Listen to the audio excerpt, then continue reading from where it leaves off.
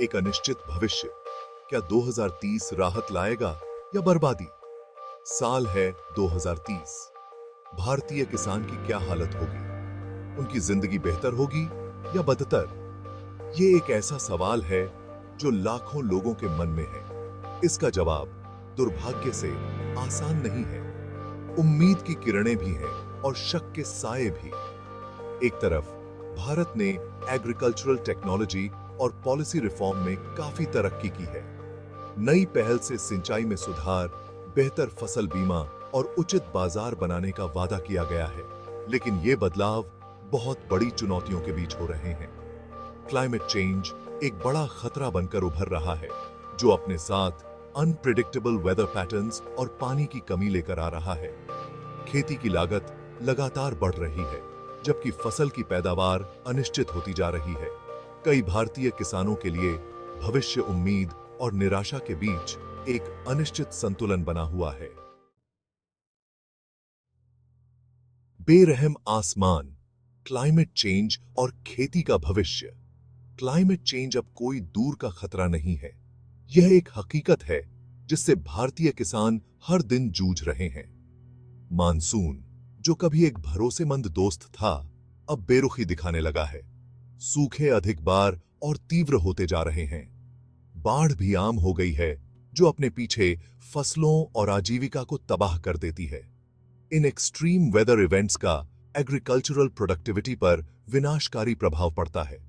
किसान फसल की बर्बादी और घटती आय का सामना करने के लिए संघर्ष कर रहे हैं। बारिश पर निर्भर इलाकों में हालात और भी बदतर हैं, जहां किसान पूरी तरह से मानसून के रहमो करम पर निर्भर हैं।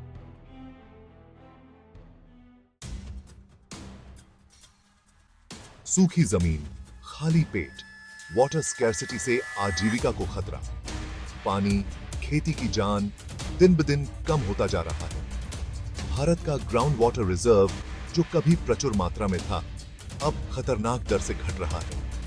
यह वाटर इंटेंसिव क्रॉप्स के अत्यधिक उपयोग और इनएफिशिएंट इरिगेशन प्रैक्टिसेस के कारण हो रहा है।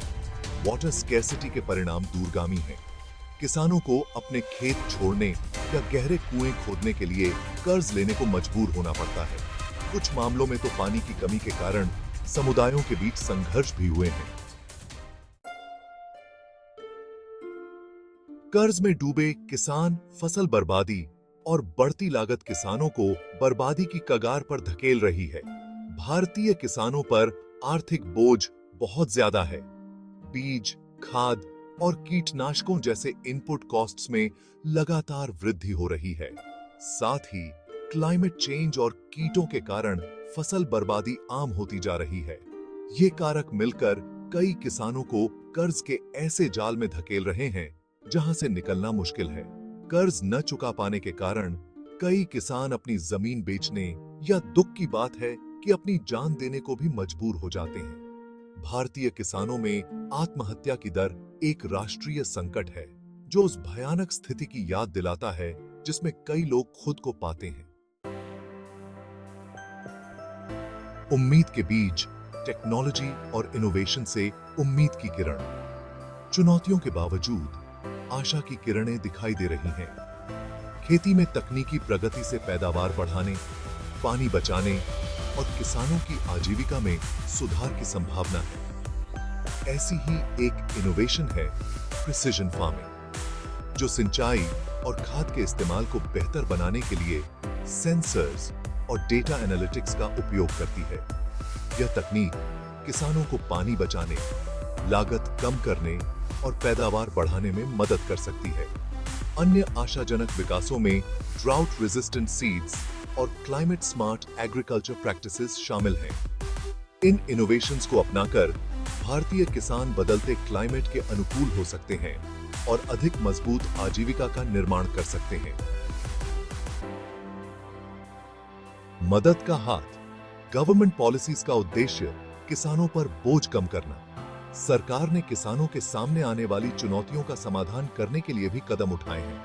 फसल नुकसान के खिलाफ सुरक्षा प्रदान करने के लिए फसल बीमा योजनाओं का विस्तार किया गया है। बाजार सुधारों का उद्देश्य किसानों के लिए समान अवसर पैदा करना और यह सुनिश्चित करना है कि उन्हें उनकी उपज का उचित मूल्य मिले।